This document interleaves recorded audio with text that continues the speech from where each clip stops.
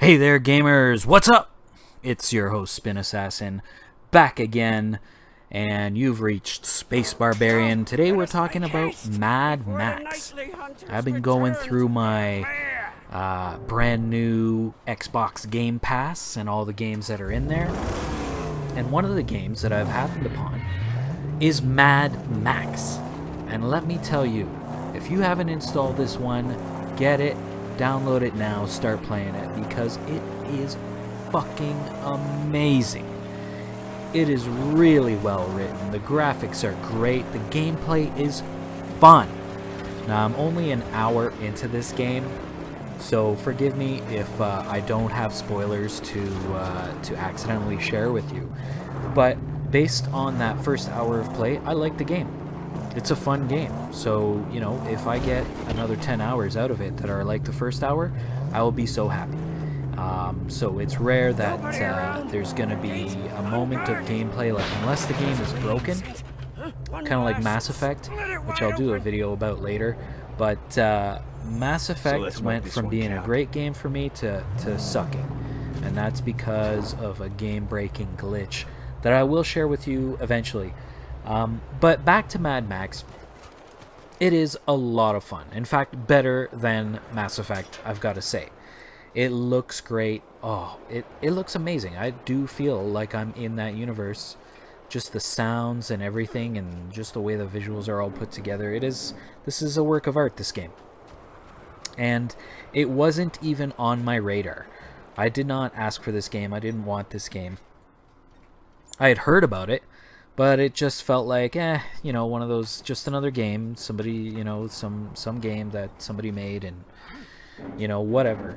And if it was anything like the last Mad Max game or movie, then I wasn't really into it. Now, that movie won awards, but it was not my favorite Mad Max. And if you go back and watch some of the older Mad Maxes, there's a lot of nostalgia.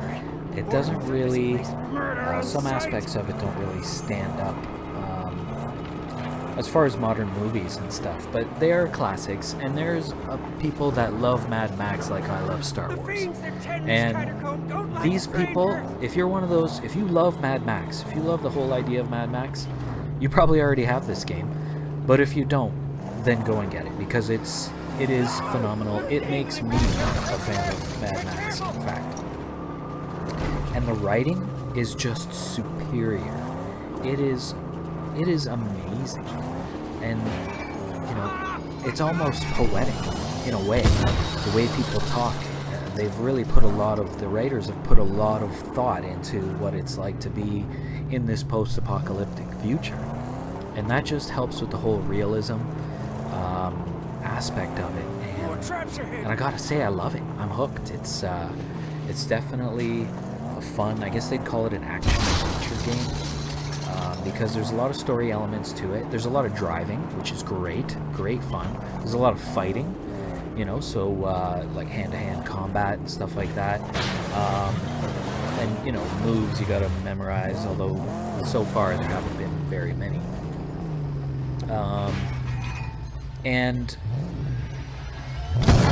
you know, at the same time, the goals are like, go get fuel, go get a chassis for your car that you're building, go get some scrap. You know, it's very simple, and, you know, you're constantly looking for water and stuff like that. It's a great game, I gotta say. This is definitely a diamond found in the Xbox Game Pass. Not every game in the Game Pass is gonna, you know, be good. And that's just how it rolls, right? They try to give you a big package of games to satisfy every taste. And I didn't think that I was going to like this game. And that's why I'm thankful for stuff like Game Pass, where when something first comes out, I'll take a pass on it. And now, I mean, the whole cost for the month of the Game Pass, about $10, is you know, negated for me. Like, it's worth it. It's definitely worth it just for this one game, for the fun I've had playing it, you know, so far.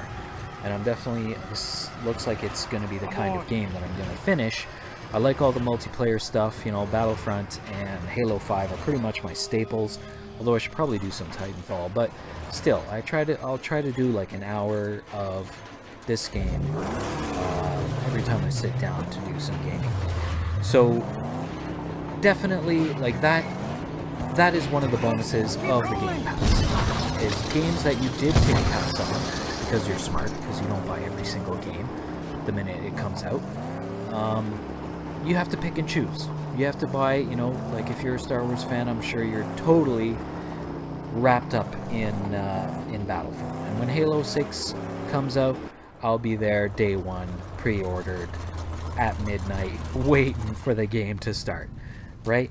Everyone has the games that they absolutely adore and they absolutely love. And then there's the other games where, you know, other people are super passionate about them, but you don't need to be, you know, not enjoying yourself, basically, just for what? I don't even know. So definitely be selective when you're buying your games, when you're spending your money. You only have so much, right? And life is a game as well, and you got to play it right.